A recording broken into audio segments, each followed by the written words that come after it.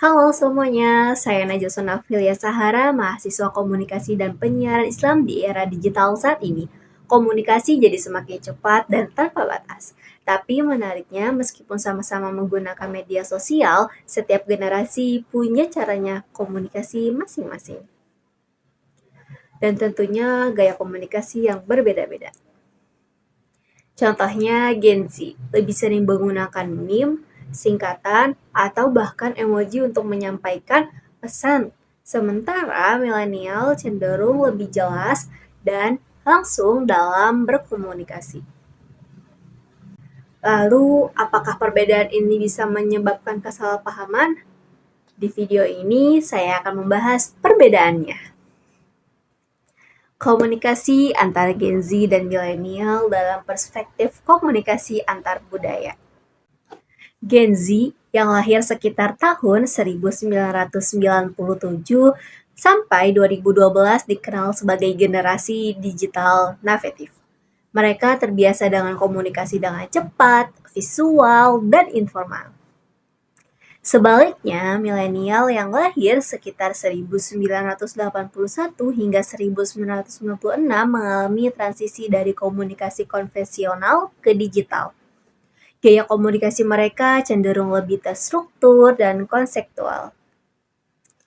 Perbedaan ini sering terlihat dalam penggunaan emoji dan meme, gaya bahasa, singkat versus jelas, cara merespon pesan, cepat versus lebih dipikirkan.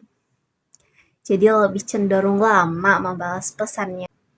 Menurut teori Higg konteks dan low context culture, cara seseorang menyampaikan pesan bisa berbeda tergantung pada seberapa banyak makna tersirat dalam komunikasi.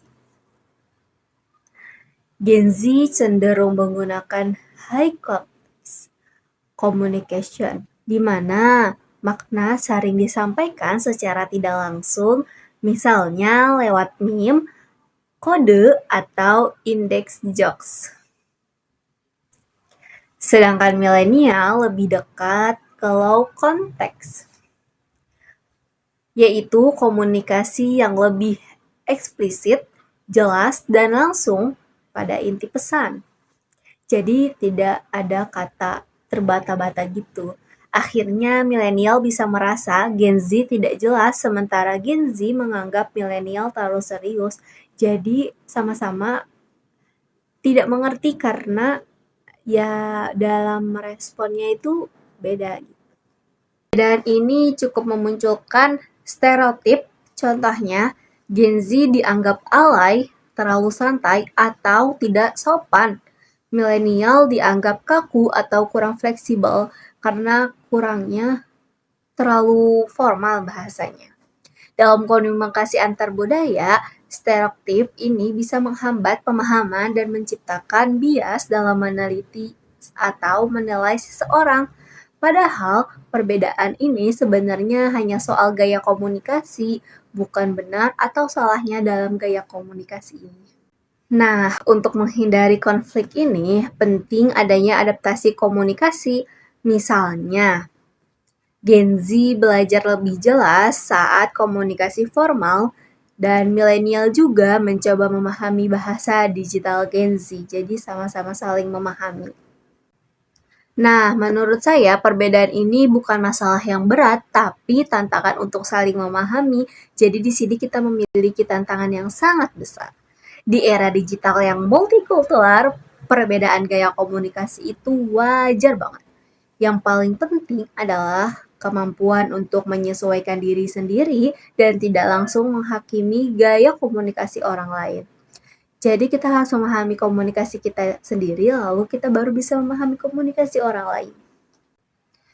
Nah, dan kesimpulan dari video ini, perbedaan komunikasi antara Gen Z dan milenial menunjukkan bahwa bahkan dalam satu budaya, perbedaan subkultural tetap ada.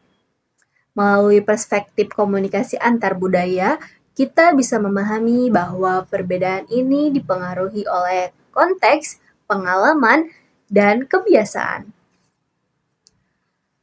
Nah, ini adalah kebiasaan atau Masing-masing generasi ini memiliki kebiasaan yang berbeda-beda. Oleh karena itu, pentingnya bagi kita untuk mengurangi stereotip, meningkatkan empati, dan belajar beradaptasi dalam berkomunikasi di ruang digital. Terima kasih, sampai bertemu di video saya selanjutnya. Wassalamualaikum warahmatullahi wabarakatuh.